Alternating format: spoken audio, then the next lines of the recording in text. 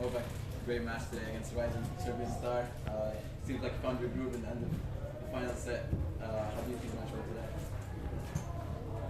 Well, quite similar scoreline, and actually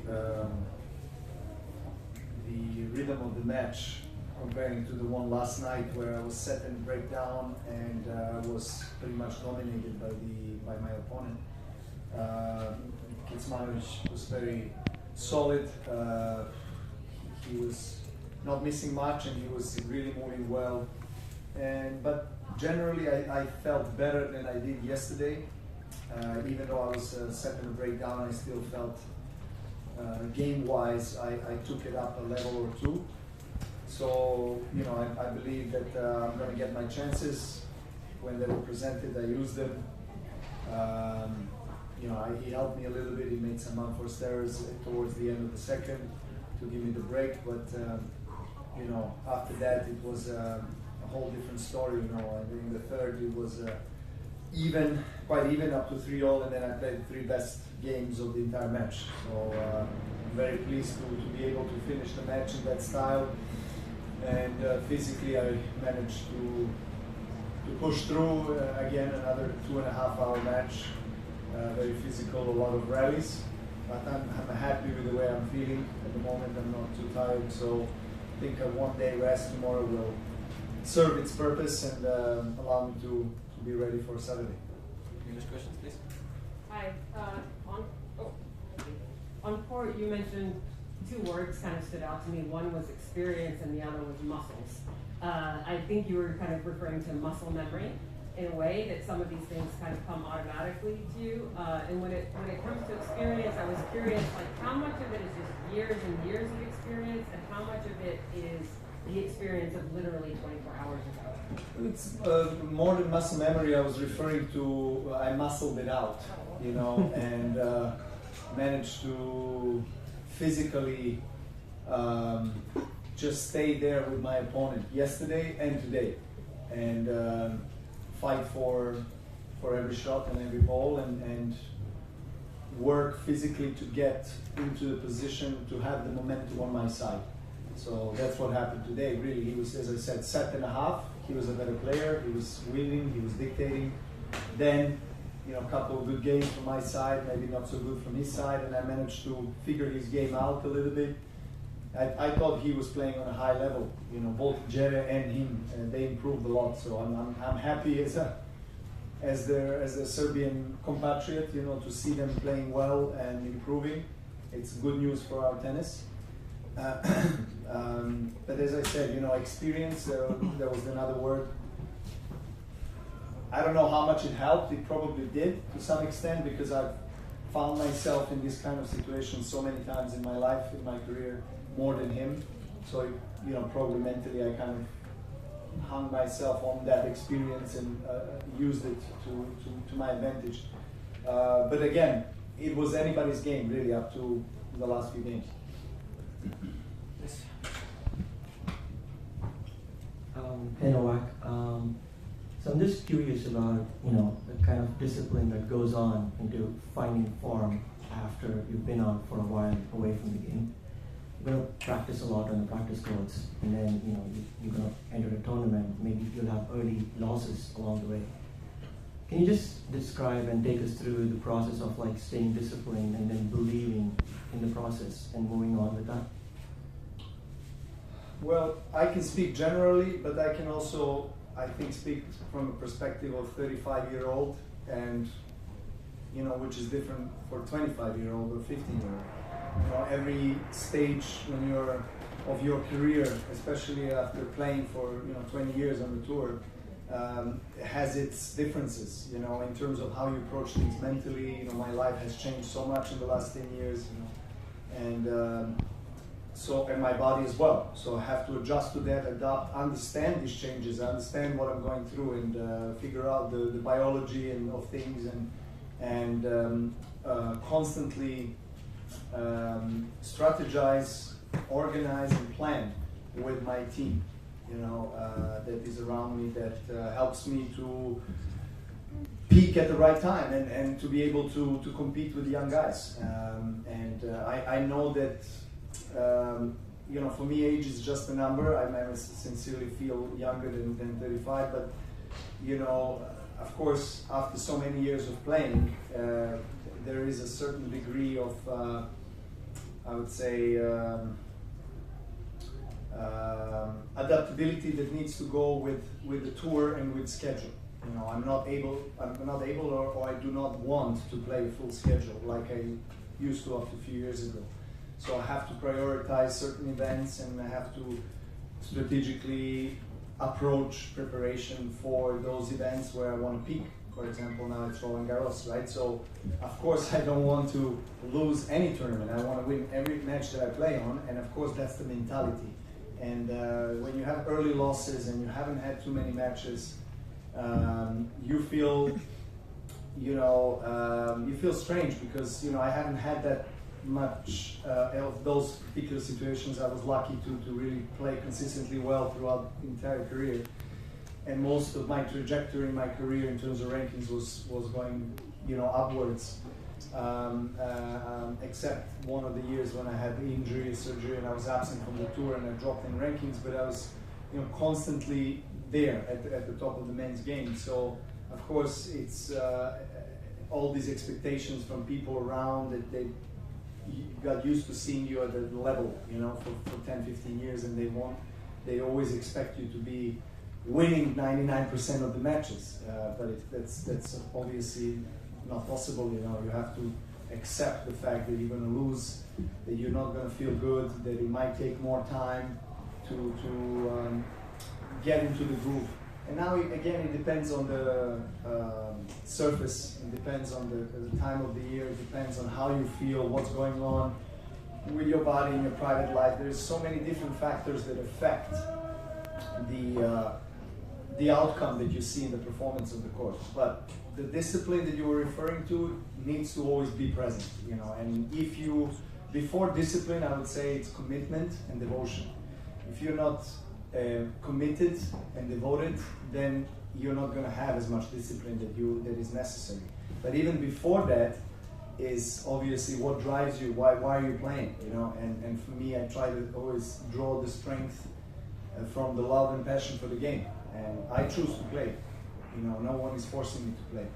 And I've done, you know, enough in my career that I can stop today. But I still feel motivated and inspired. And I love to play in front of people. Of course, here in Serbia, a unique opportunity for me, and those kind of unique occasions feed me with good energy. So I love being here, and I love competing. In the end of the day, I also, as weird as it sounds, I love being devastated by losing big matches. You know, because I know that then it means that I care about winning and being able to compete with the best players in the world. So,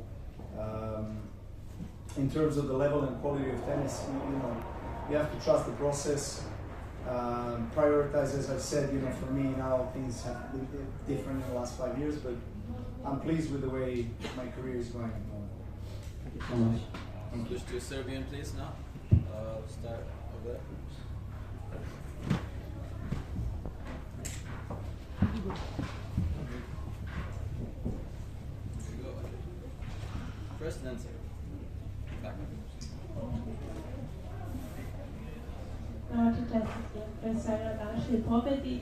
Pomenuo si da si jako srećan zbog Lasla i Miomira i njihove forme, a oni su već godinama unazad pominjali koliko su se ugledali na tebe, koliko si im bio motivacija i koliko su ih neke tvoje reči upućene direktno njima motivisane. Možeš li odmah koju reč više da kažeš o tome koliko si srećan što su i oni danas imali podršku veliku publike i što si upravo ti uticao na to najviše?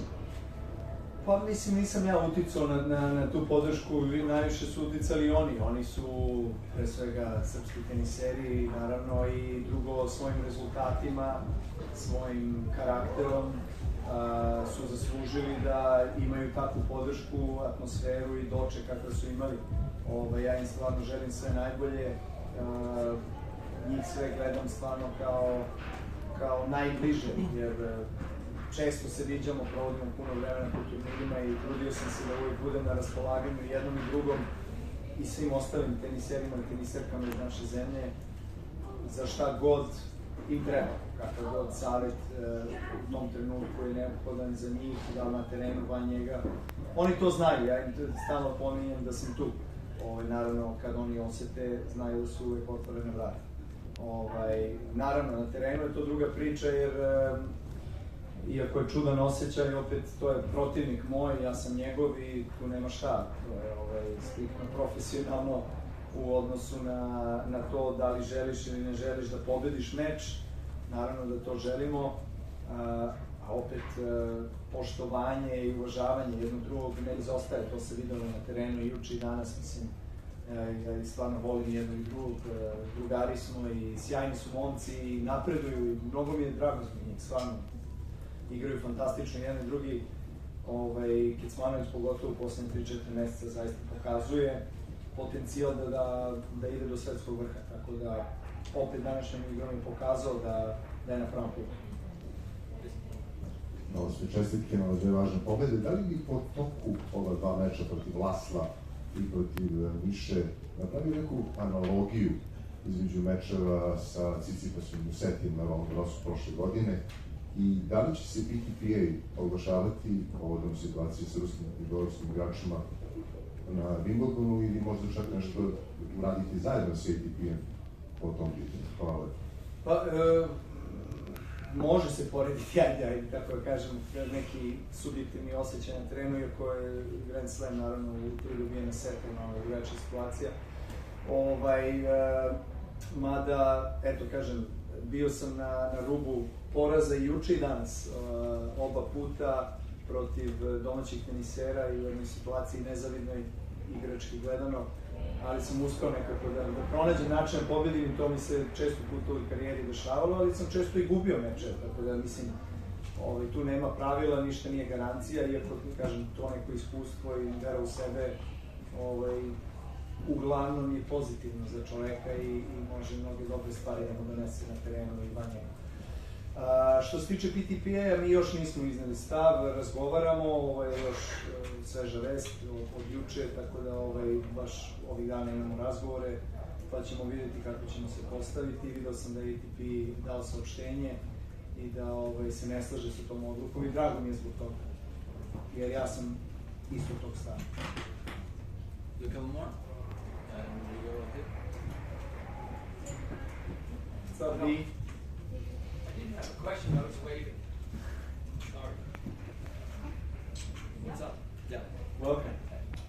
Pa ništa malo, ja bih samo da Hačanova i Montira malo prokomentarišu za naredni meč, znači sutra dan odmora. Koga bi više voleo? Pa mislim, meni je drago da stvarno, jer ipak poslije nekoliko dana budem dosta naporno, tako da drago mi da imam dan odmora i da ne mogu se spremiti za to polufinale. Levoruki teniseri su uvijek nezgodni, vrlo retko se trenira sa levorukim teniserima, tako da je to potpuno nekako drugačiji taktički pristup. Monteiro u ovim uslovima dobro igrao, tako da je dva meča u kvalifikacijama i igrao dosta mečeva, tako da to ide u njegovu korist. Kačanov je, mislim, već ustaljen u prvih 20-15 na svetu, dugi niz godina, visok, snažan teniser koji voli da diktira, voli da bude agresivan. Izgubio sam bio od njega u finalu Bersija pre nekoliko godina, to mu je bila i najbolja sezona. Imao je on oscilacije, ali u suštini vidim, trenirali smo pre neki dan i dosta je čvrst, dosta dobro igra, dobro se osjeća i nema šta tu, on je već iskusan igrač, ima onako prodoran, snažan servis i voli da kažem stoji blizu linije. Ja znam šta mi je činiti, neću da naravno otkrio tajne taktike ni za jednog ni za drugog igrača, ali poznajem ih, bolje poznajem Kačanova nego Montira. U svakom slučaju uzdam se u podršku sa tribina i nadam se novom tribu. Last question, please. Go.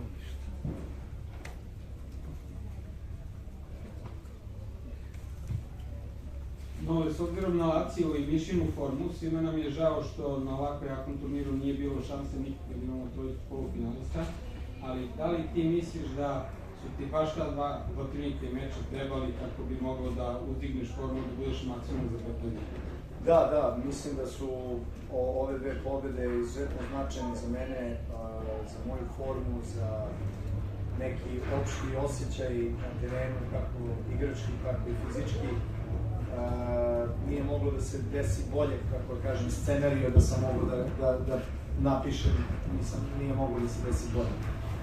Dug meč juče, 1-2 poena od poraza, preokrenuo sam to 3,5 sata, danas 2,5 sata sa momcima koji su u formi, tako da to mi je baš trebalo, jer kažem, jako malo mečeva sam imao ove godine, tražim svoju formu, tražim svoju igru, nije još to onako kako treba i kako će biti, nadam se, ali svakim danom je bolje i to je ono što je bitno.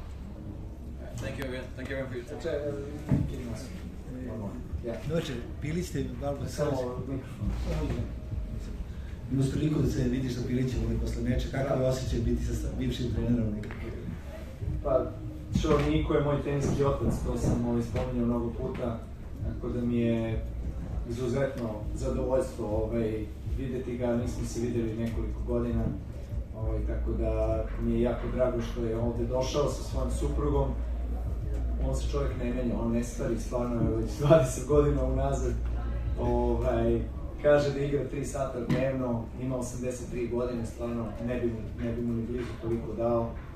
On je riznica znanja, iskustva, kada je u pitanju ovaj sport, čovjek koji je meni mnogo pomogao, kao i njegova supruga, prihvatili su me kao njihovog sina kada sam imao 12 godina u njihovoj akademiji u Minhenu i to im nikada neću zaboraviti.